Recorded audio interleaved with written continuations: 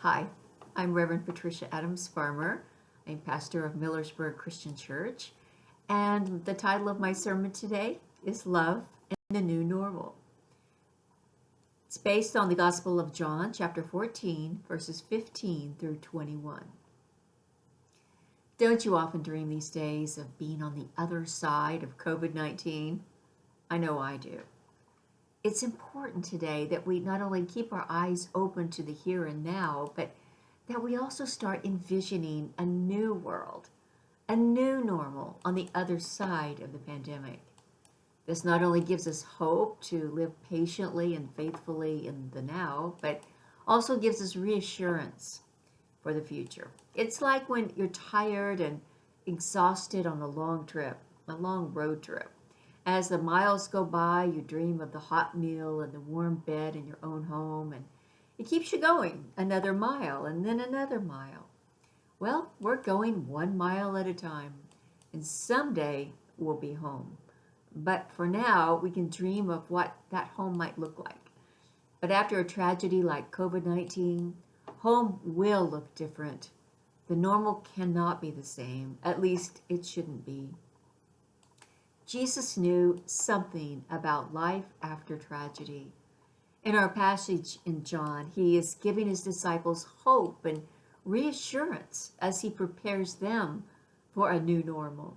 That is a world where he is absent in the flesh, but alive in the spirit.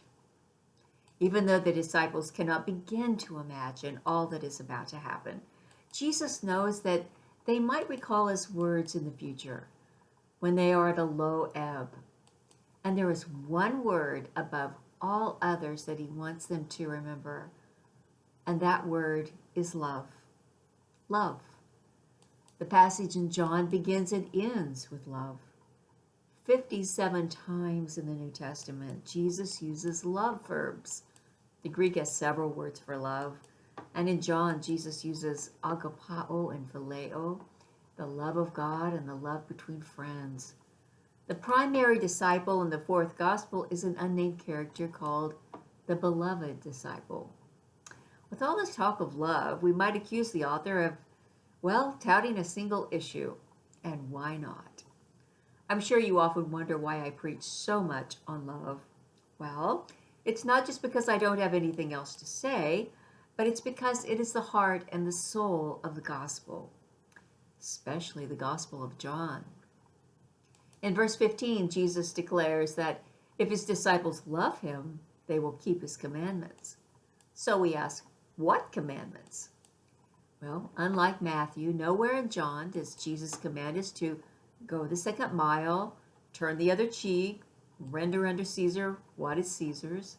In John, Jesus gives us only one single commandment, and it occurs in the chapter just before our text today.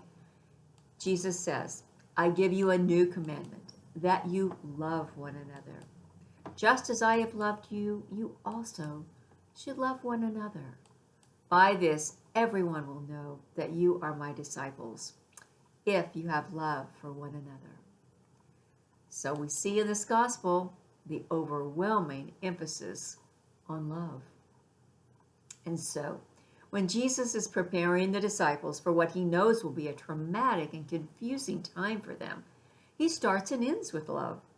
He also expresses just how this love is to be activated when he is gone. He says, I will not leave you orphaned. He offers the promise of the Holy Spirit, an advocate to be with them forever. Now, while Jesus in the flesh was pretty awesome for his disciples, the new normal after his death and resurrection will be to spread the love everywhere by envisioning his love in the form of spirit, touching every life. So the question for us is, how can the new normal after COVID-19 be something that is better than the old normal? How can we infuse the future with Jesus' message of radical love that extends beyond our own group, a love that infuses all people and all creation? Post-COVID world can be a better world if the spirit of love that Jesus left us has anything to say about it. Think about a world where the terrible inequities that have been revealed in this crisis can be mended, where the vulnerable are lifted up, where minorities and the poor and the elderly do not have to suffer the brunt of the suffering. Instead of the survival of the fittest mentality, Jesus would have us envision a world imbued with the spirit of love. For example, if we follow Jesus' commandment to love, we will move heaven and earth to prevent another pandemic. One way is to reinvigorate our respect for science and for scientists. People like virologist Peter Daszak, who says bluntly, we are doing things every day that make pandemics more likely. We need to understand that it is not just nature, it is what we are doing to nature. As Fareed Zakaria reminds us in his recent essay in the Washington Post, most viruses come from animals. The Centers for Disease Control and Prevention estimates that 3/4 of new human diseases originate in animals. This coronavirus came from one of the wildlife markets in Wuhan, China, where live animals are slaughtered and sold, a practice that should be banned around the world. But as Zakaria suggests, as human civilizations expand, building roads and clearing farmland, constructing factories and excavating mines, we are also destroying the natural habitat of wild animals, bringing them closer and closer to us.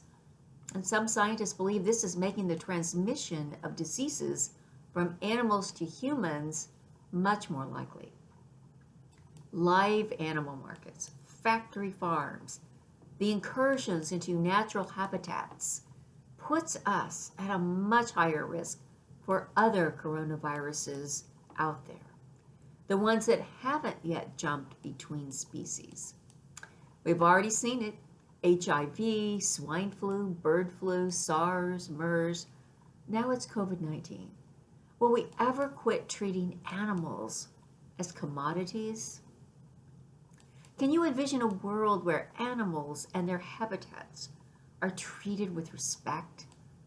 Maybe this can be part of a new normal, love made visible in a new way, extending it beyond our own species to care for the well-being of other species.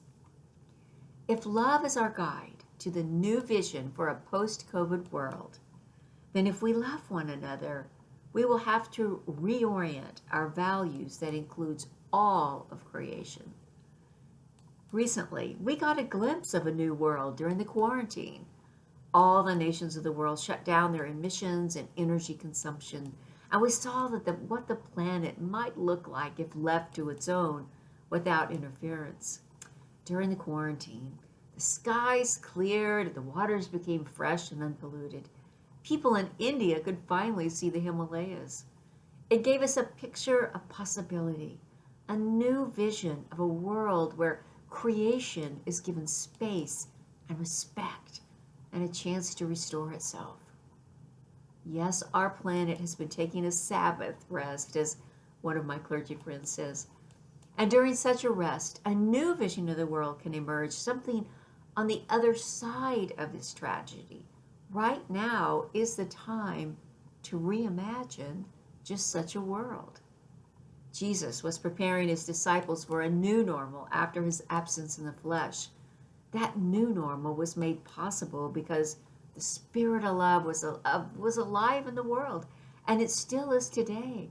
The same spirit reminds us that as followers of Jesus, we need to not only focus on the terrible things the coronavirus has done and revealed, but envision something better on the other side. A new normal that benefits all people and all creation. And now, stakes are higher than ever. As W.H. Auden said, we must love one another or die. So, when this present crisis is over, let us return not to a normal life, but envision a better life, a healthier life, a life imbued with the Spirit of the living Christ. Amen.